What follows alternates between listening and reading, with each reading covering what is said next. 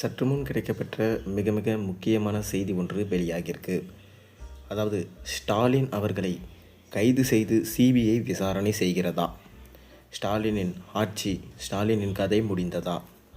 அதாவது கரூர் வழக்கில் சிபிஐ விசாரணைக்கு உச்சநீதிமன்றம் உத்தரவிட்டு இருப்பது கடுமையான விவாதங்களை ஏற்படுத்தியிருக்கு. ஆனால் இதை பற்றி திமுக தரப்பு பெரிதாக அலட்டி கொள்ளவில்லை என்று கூறப்படுகிறது. முக்கியமாக முதல்வர் ஸ்டாலின் இதை பாசிட்டிவாகவே எடுத்துக்கொண்டதா சொல்லப்படுகிறது. சிபிஐ விசாரணை மூலம் தேவையின்றி தமிழக போலீஸுக்கு பிரஷர் இருக்காது. இதில் தாவேகாவை முடக்குகிறோம், விஜயை முடக்குகிறோம் என்றெல்லாம் பிரஷர் இருக்காது. இந்த வழக்கில் போலீஸ் விசாரணை தமிழக அரசை கோர்ட் விமர்சனம் செய்யவில்லை. அரசு செயல்பட்ட விதத்தை போலீஸ் விமர்சனம் செய்யவில்லை. உச்சநீதிமன்றம் கேட்டதெல்லாம் கோர்ட் மீதான விமர்சனம் மட்டுமே. சென்னை உயர்நீதிமன்றத்தை மட்டுமே உச்சநீதிமன்றம் விமர்சனம் செய்தது. இதனால் அரசு அழுத்தம் கொடுக்கிறது என்ற வாதத்தை இனி தாவேகா வைக்க முடியாது. இன்னொரு பக்கம் சிபிஐ விசாரணையும் தான் தோன்றித்தனமாக இருக்காது. ஏனென்றால் இதை முன்னாள் நீதிபதி அஜய் ரஸ்தோகி மேற்பார்வையிட இருக்கார். முன்னாள் நீதிபதி அஜய் ரஸ்தோகி மற்றும் 2 தமிழக கேட்டஸ் அதிகாரிகள் ரிப்போர்ட்டை பெறுவார்கள். இதன் காரணமாக சிபிஐ இதை நீண்ட காலம் தாழ்த்தி விசாரிக்க முடியாது. தமிழக அரசுக்கு எதிராக சிபிஐ தரப்பிற்கு போன வழக்கு எதிலும் தமிழக அரசுக்கு எதிரான சிபிஐ ஆக்ஷன் எடுக்கவே முடியவில்லை.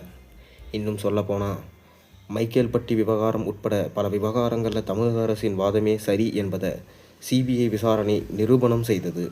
இதை மனதில் வைத்து சிபிஐ போனது நல்லதுதான் என்று ஸ்டாலின் முடிவு செஞ்சிருக்காராம். கரூர் கூட்ட நெரிசல் விவகாரத்தில் விசாரணையை சிபிஐக்கு மாற்றி உச்சநீதிமன்றம் உத்தரவு பிறப்பித்தது.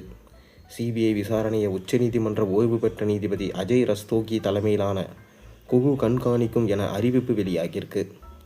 இதனால் இந்த வழக்கில் மேற்கொண்டு ஜிஜி அஷ்ராகார் தலைமையில் விசாரணை செய்ய முடியாது. கரூர் கூட்ட நெரிசல் சம்பவம் தொடர்பாக சிறப்பு புலனாய்வு குழுவினர் 8வது நாளாக தீவிர விசாரணை செஞ்சுட்டு வராங்க. இதில் ஜிஜி அஷ்ராகார் தலைமையிலான எஸ்ஐடி முக்கியமான பல ஆதாரங்களை திரட்டி இருக்கிறதா சொல்லப்படுகிறது. இனி அந்த குழு விசாரணையை நடத்த முடியாது. கரூர் வழக்கு சிபிஐ விசாரணைக்கு கீழ் சென்றது மிக பெரும் திருப்பமாக பார்க்கப்படுது. அதிமுக மற்றும் பாஜகவோட விஜயின் தமிழக வெற்றிக் கழகம் கூட்டணிக்கு பேச்சுவார்த்தை நடத்தி வருவதா செய்திகள் வரும் நிலையில் இந்த அறிவிப்பு வெளியாயிருக்கு. தமிழ்நாடு அரசியலில் புதிய கூட்டணி அமைக்கும் சாத்தியக்கூறுகளை பாஜக ஆராய்ந்து வருது. கரூர் விவகாரத்தில் விஜயை நேரடியாக கடுமையாக தாக்காமல் பாஜக மென்மையான போக்கை கடைபிடிச்சிட்டு வராங்க. மேலும் இந்த சிபிஐ விசாரணை நடத்தி முடித்த பிறகு முக்கியமான சில ஆவணங்கள் வெளிவரும் என்று எதிர்பார்க்கப்படுது. இதனால் கண்டிப்பாக திமுகவின் மூத்த அமைச்சர்களுக்கு, அதாவது செந்தில் பாலாஜிக்கு பாதிப்பு ஏற்படும் வகையில் இருக்கும் எனவும் கண்டிப்பாக ஸ்டாலின் அவர்கள் கைது செய்யப்படுவார். கைது செய்யப்பட்டு அவரிடமும் சிபிஐ விசாரணை நடத்தப்படலாம் என்கின்ற தகவலும் தற்போது கிடைக்கப்பட்டிருக்கு. நீங்கள் உங்கள் கருத்துக்களை மறக்காமல் கீழே கமெண்ட்டில் பதிவிடுங்க.